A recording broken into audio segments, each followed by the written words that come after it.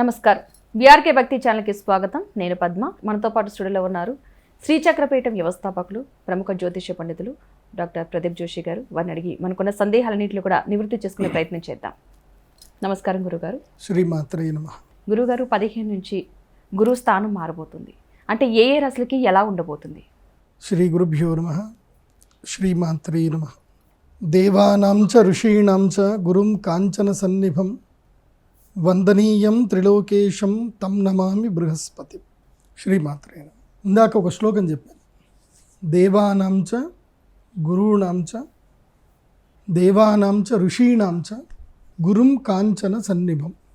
అంటే దేవతలకు మరియు ఋషులకు ఆయన గురువు ఎలా ఉంటాడు అంటే కాంచన సన్నిభం, అంటే బంగారు మేని వర్ణములో మెరుస్తూ ఉంటాడు. కాంచన సన్నిభం వందనీయం త్రిలోకేశం, అంటే 3 లోకాలకు కూడా ఆయన గురువు. వందనీయం తం నమామి బృహస్పతి. ఆ బృహస్పతి గ్రహానికి నమస్కారం. బృహస్పతి గ్రహము అదృష్ట యోగప్రదమైనటువంటి గ్రహము. ఉన్నటువంటి నవగ్రహాల్లో సంపదను, స్థైర్యాన్ని, సంతానాన్ని, అదేవిధంగా ధర్మబద్ధమైనటువంటి మార్గాన్ని, ఇవన్నీ కూడా ప్రసాదించేది గురుగ్రహం. ఏ రాశులు అంటే మొట్టమొదటిగా వృషభ రాశి. మే 15 నుంచి వృషభ రాశి వారికి ఎలా ఉంటుంది అని అంటే, మీరు ల్యాండ్లు అమ్ముదాం అనుకుంటున్నారు, ఏదైనా చేద్దాం అనుకుంటున్నారు, మీరు అనుకోండి అది అయిపోతుంది. ధనయోగ సిద్ధి కలుగుతుంది, అంటే లిక్విడిటీ క్యాష్ వస్తుంది.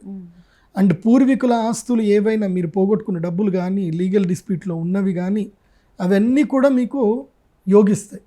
కాకపోతే ఏదైనా సెటిల్మెంట్ ఉంటే మీరు ఈ సంవత్సరం ఏంటంటే లిక్విడ్ క్యాష్ వస్తే దాన్ని మీరు రొటేషన్ చేసే ప్రయత్నం చేసుకోండి.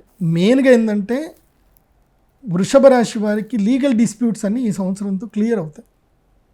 క్లియర్ అవుతాయి అంటే అర్థం ఏంటి అంటే, వాళ్ళే వచ్చి మీకు కాంప్రమైజ్ అడుగుతారు, మీరన్నా వెళ్ళి కాంప్రమైజ్ అడగండి. అడిగితే సెటిల్ అవుతాయి. ఎక్కడైనా సరే కొంచెం తగ్గకపోతే పనులు జరగవు.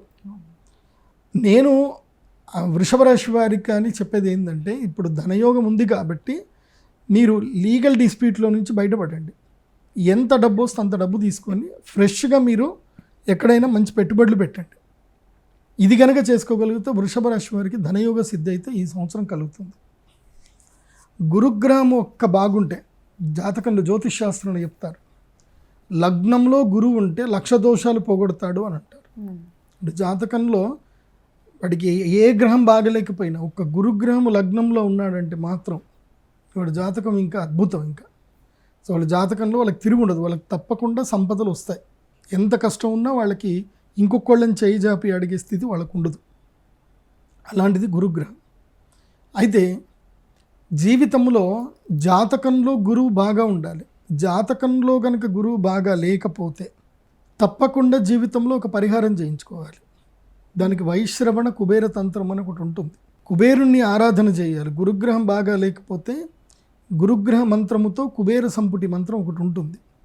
ప్రత్యేకంగా ఆ మంత్రంతో కనుక మనం యాగం చేసుకోగలిగితే జీవితంలో ఒక్కసారైనా, అది ధనత్రయోదశి కానీ అక్షయ తృతీయ కానీ, ఈ 2 రోజులు చేయించుకోవాలి. మిగతా ఏ రోజు చేసినా ఫలించదు.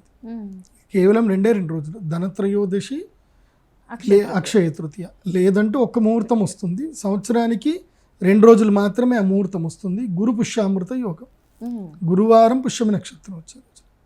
ఆ విధంగా గురువు అనుగ్రహం గురించి అని మనము ప్రయత్నాలు చేయొచ్చు.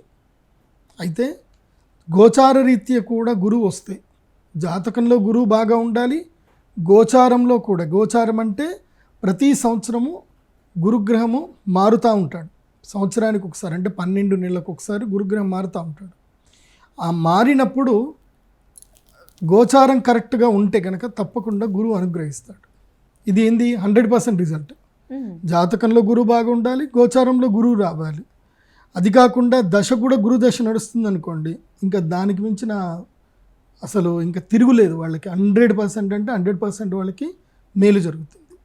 సో ఈ 3 కేటగిరీస్ అబ్జర్వేషన్ చేసుకోవాలి. ఒకటి జాతక బలం, రెండవది గురుబలం, ఇప్పుడు గురువు ఎలా ఉన్నాడు ఎక్కడున్నాడు అని తెలుసుకోవాలి. మూడవది దశాబలం కూడా చూసుకోవాలి.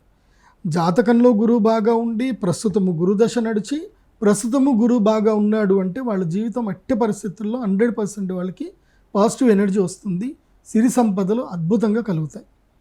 అయితే గురుదశ ఎవరికి ఉంది అని ఎట్లా తెలుసుకోవాలి అని అంటే జాతకం కావాలి. వాళ్ళ date of birth time place enter చేస్తే వాళ్ళ జీవితంలో గురుదశ ఎప్పుడు వస్తుందో వాళ్ళు చూసుకోవాలి. అలా గురుదశ చూసుకోవడం రాలేదనుకోండి, ఎప్పుడు గురుదశ నడుస్తుందో మనకి ఎలా తెలుస్తుంది? దశలు కూడా చూసుకోవాలి. జాతకంలో గురువు బాగా ఉన్నాడా లేదా ఒకటి, అది జ్యోతిష్ శాస్త్ర పండితుడే చెప్తాడు. గురుదశ ఎలా ఉంది అనేది మనం హోరోస్కోప్ PDF కనుక ఆర్డర్ చేసుకుంటే దాని లోపల వస్తుంది.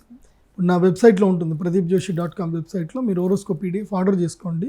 మీకు గురుదశ ఎప్పుడు వస్తుంది అనేది క్లియర్గా మీకు ఉంటుంది. దాని లోపల దశ, అంతర్దశ, ప్రత్యంతర దశలు, సూక్ష్మ దశలు ఉంటాయి. సో ఇప్పుడు మీరు అడిగింది ఏంటి అంటే ఈ పరిస్థితికి ఇప్పుడు రావాలి. ఈ రెండు తెలుసుకోకుండా గురుగారు చెప్పారు నాకు బాగుంది అని చెప్పేసి అని ముందుకెళ్తా అంటే మాత్రం కరెక్ట్ కాదు. ఇవి రెండు పరిశీలన చేసుకోవాలి. జాతకంలో గురుబలం ఎంత బాగా ఉందో లేదో చూసుకోవాలి.